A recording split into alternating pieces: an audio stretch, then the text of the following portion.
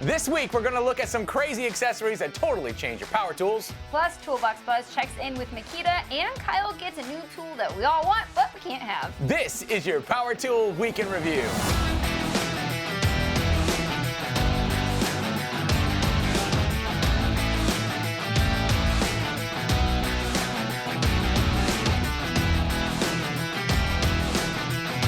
This episode is brought to you by Ohio Power Tool.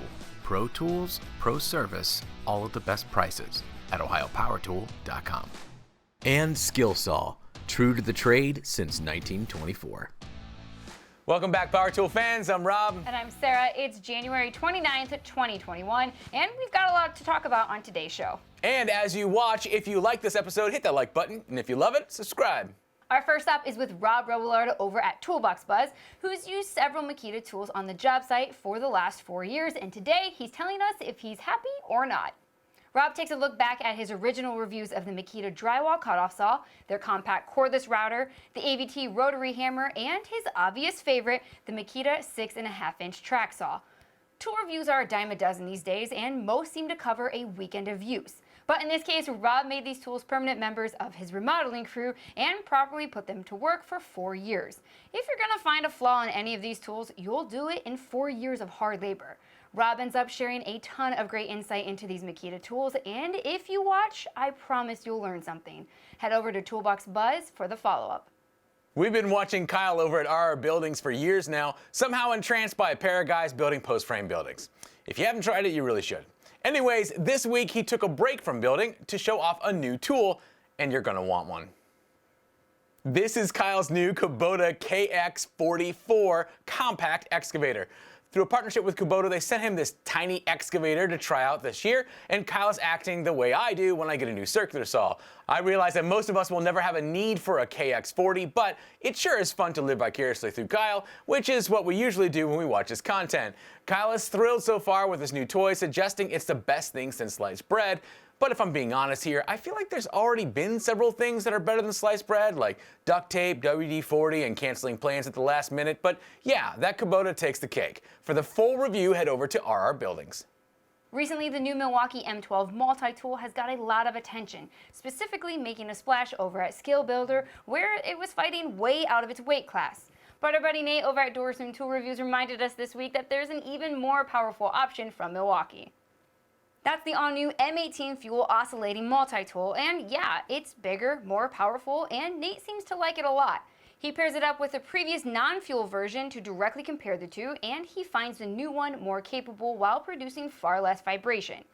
To be honest, I was only expecting the fuel update to include the usual fuel features like more powerful motor and better battery management, but Nate found a whole list of improvements that you're gonna wanna know before making your purchase.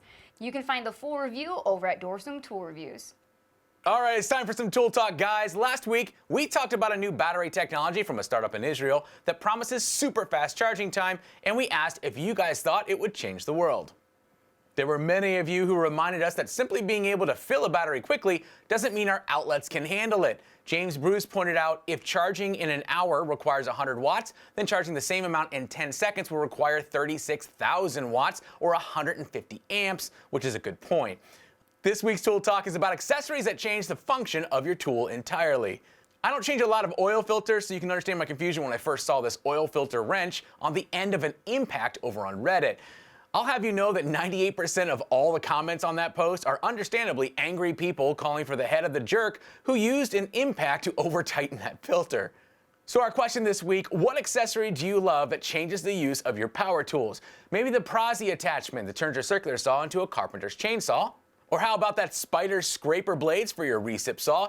Or what about the Southwire knockout kit for your drill that normally drills holes, but instead can punch holes for only $1,200 more? Let's talk about it in the comments after the show. Enough tool talk, it's time for some actual work with Rob Robillard, who appears to be looking for coins on the job site.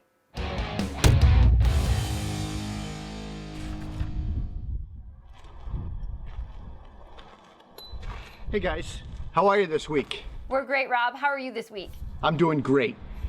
For this week's tip, I want to talk to you guys about just keeping the job site clean.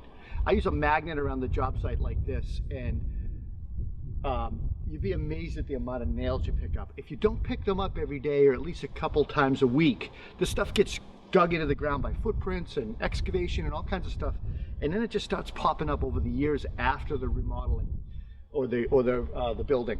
So it's just nice to stay on top of stuff like this.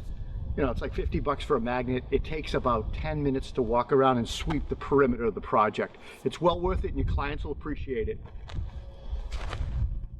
Thanks so much, Rob. It's time for your construction industry news, courtesy of the Construction Junkie.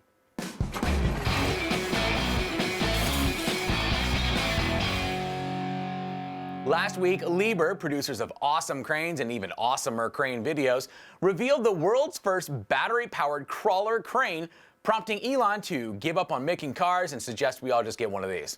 I haven't confirmed that news, but it makes sense. This isn't a battery-powered mini excavator. This thing is a full-blown job site crane capable of lifting 275 tons, or 3/4 of your mom. They claim the electric version doesn't sacrifice any performance, and a full charge will keep it running for 4 hours. With the option to run it plugged in, operators could run it indefinitely. How much will it cost? What a stupid question. I plan to just mail them my bank account and routing numbers and wait for it to arrive. For more construction industry news, head on over to constructionjunkie.com. What? What the hell? The actual hell! I wasn't talking to you. I like your mom. She's great.